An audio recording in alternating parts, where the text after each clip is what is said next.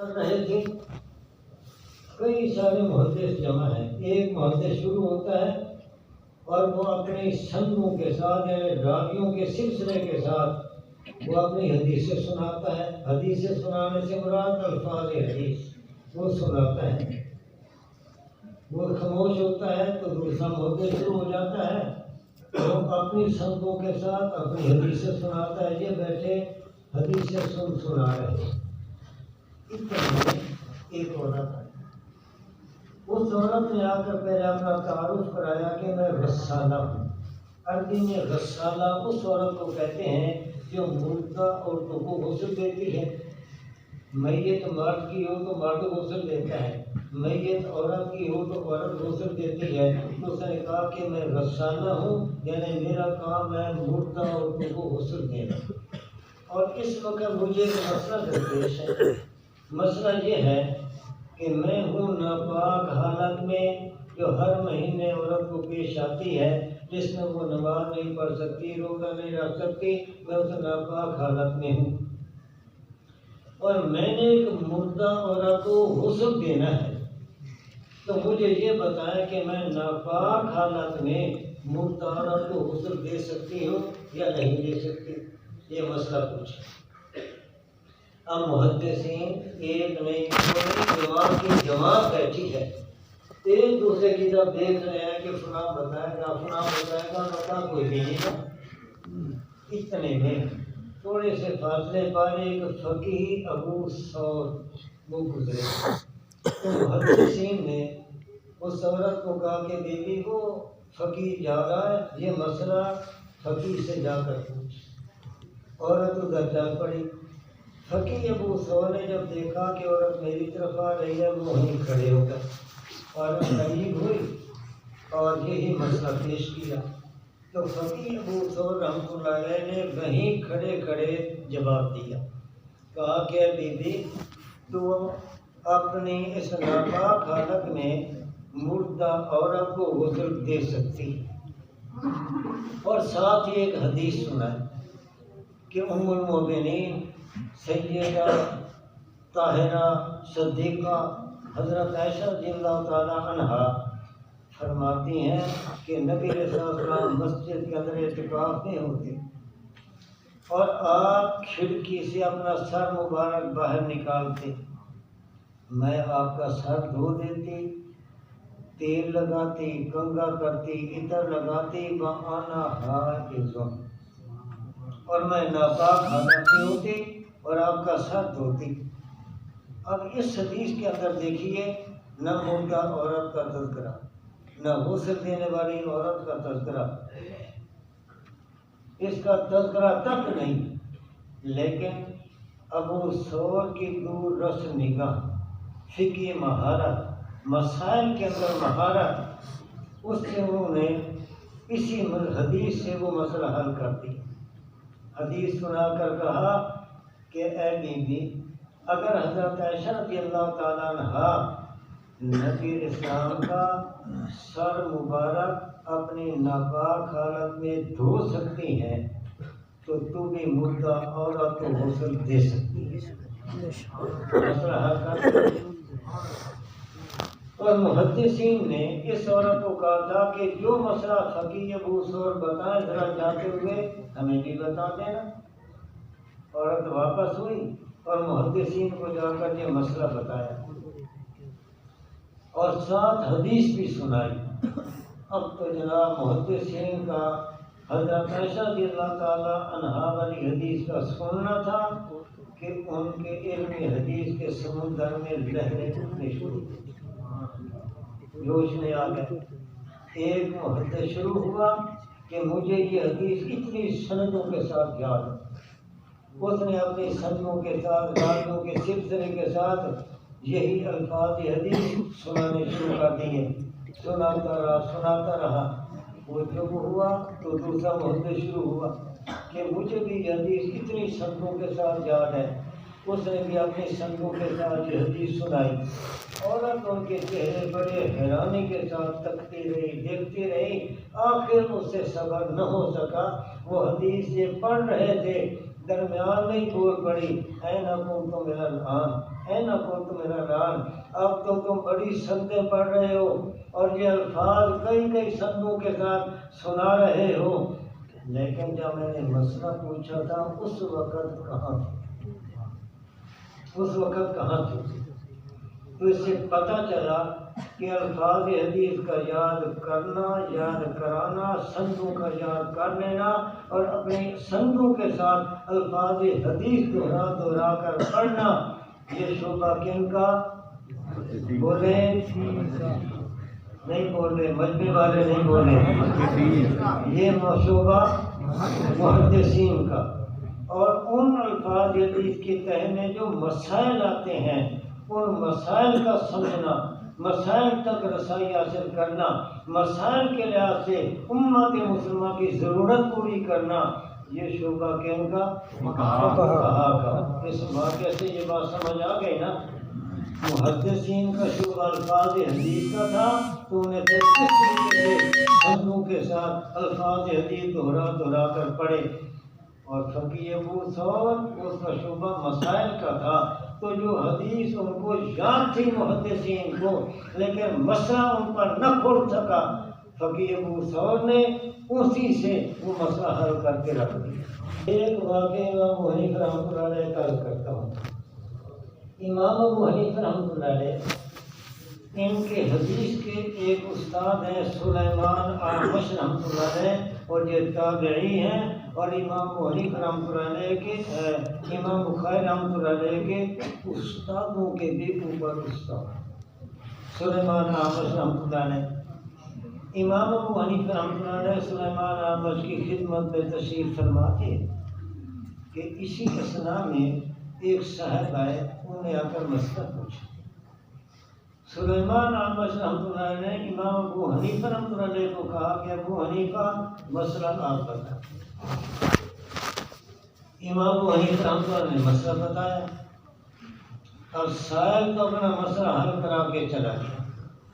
سلیمان اعمش رحمۃ اللہ علیہ نے پھر پوچھا کہ اے ابو حنیفہ، آپ نے جو یہ مسئلہ بتایا کس ثبوت سے بتایا، کس دلیل سے بتایا؟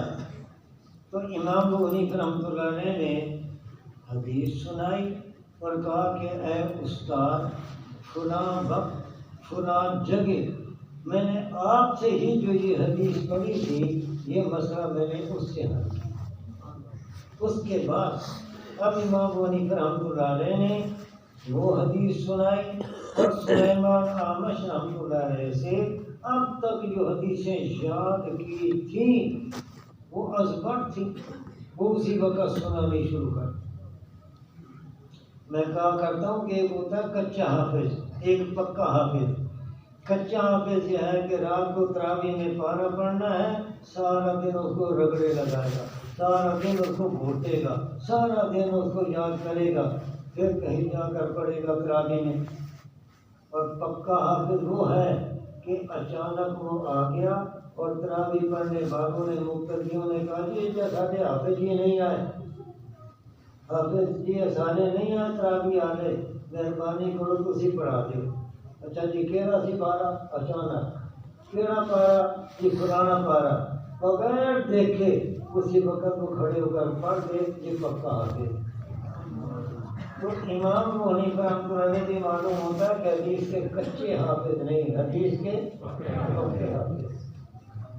کہ اچانک ایک بات سامنے آئی تو سلیمان اعمش رحمۃ اللہ علیہ سے اب تک جو حدیثیں یاد کی تھیں وہ مسئلے والی حدیث بھی سنائی، اس کے علاوہ جو حدیثیں یاد کی تھیں وہ بھی سنانی شروع کر دی۔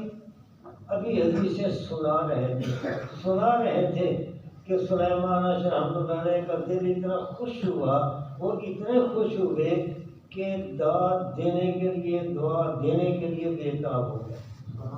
اس لیے کہا حسبک ابو حنیفہ، مجھے یقین ہے کہ آپ کو وہ حدیثیں یاد ہیں، بس کر۔ امام کو صاحب چپ ہو گئے۔ تو سلیمان اعمش نے 3 جملے کہے۔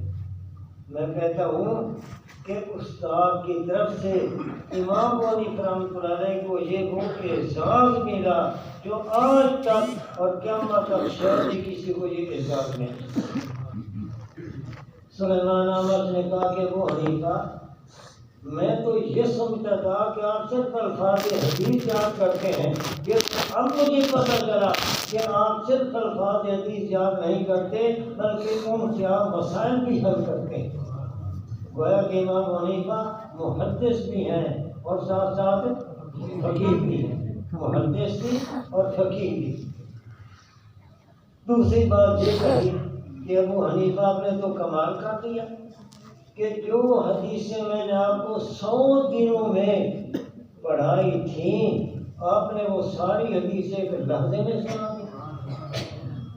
اور تیسری بات جو کہی وہ آپ کے سمجھنے کی ہے، بہت توجہ طلب ہے۔ فرمانے لگے یا معشر الفقہاء نحن السیادنا وانتم الاطباء، اے فقہا کی جماعت، اے فقہا کی جماعت، ہم محدثین پنساری ہیں اور تم ہو طبیب۔ ابھی آپ یہ بات نہیں سمجھے، میں اس کی وضاحت کرتا ہوں۔ آپ پنساری کی دکان پہ چلے جائیں، پنسار والے کے پاس، تو مفردات سے گٹو بھرے پڑے ہیں، بوریاں بھری پڑی ہیں، دکان چھت تک اٹی ہوئی ہے، اتنے مفردات اور ڈھیر انبار نظر آتا ہے۔ اور ادھر کسی طبیب کہتے ہیں دیسی حکیم کو، طبیب کے پاس چلے جائیں، وہاں آپ کو اتنے دوائیوں کے انبار اور ڈھیر نظر نہیں آئے، بلکہ جتنا کوئی پرانا طبیب ہوتا جاتا ہے اس کی شیشیاں اتنی کم ہوتی جاتی ہیں۔ وہ اپنے تجربے سے چند دوائیاں ایسی تلاش کر لیتا ہے، تیار کر لیتا ہے تو ہر بیماری میں کام ہے۔ تو وہاں اتنے مفردات کے انبار، ڈھیر، گٹو، بوریاں وہ نظر نہیں آتی۔ لیکن یہ ظاہر کے لحاظ سے فرق ہے کہ پنساری کی دکان میں مفردات کا انبار، طبیب کے پاس وہ مفردات کا انبار اور ڈھیر نظر نہیں آتا، یہ ظاہر ہے۔ لیکن حقیقت کے لحاظ سے فرق کیا ہے کہ وہ مفردات جو پنساری کے پاس موجود ہیں ان کے بارے میں جو معلومات ہیں وہ پنساری کو اتنے نہیں جتنی طبیب کو معلومات ہیں۔ دوائی مفردات کے بارے میں پوری مہارت جتنی طبیب کو ہے اتنی پنساری کو نہیں۔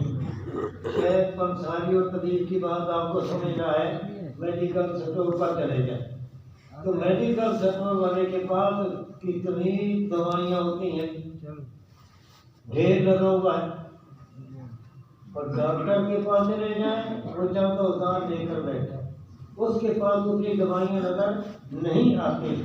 لیکن جو میڈیکل اسٹور میں دوائیاں رکھی ہیں ان کے بارے میں جو معلومات ڈاکٹر کو ہیں وہ میڈیکل اسٹور پر دوائیاں بیچنے والے کو نہیں۔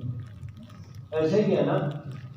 تو سلیمان احمد نے بھی یہ کہا کہ ہم محدثین ہم تو ہیں پنساریوں کی طرح۔ کیا مطلب کہ جیسے وہاں پر مفردات کا انبار ڈھیر نظر آتا ہے، اسی طریقے سے ہماری حالت ہے کہ الفاظ حدیث پڑھتے پڑھاتے یاد کرتے کراتے تو ہم نظر آتے ہیں، لیکن ان الفاظ کی تہ میں جو علوم ہیں، جو مسائل ہیں، احکام ہیں، قوانین شریعت ہیں، جتنے وہ فقہاء کو ان میں مہارت ہے اور وہ جانتے ہیں، ہم اتنے نہیں جانتے۔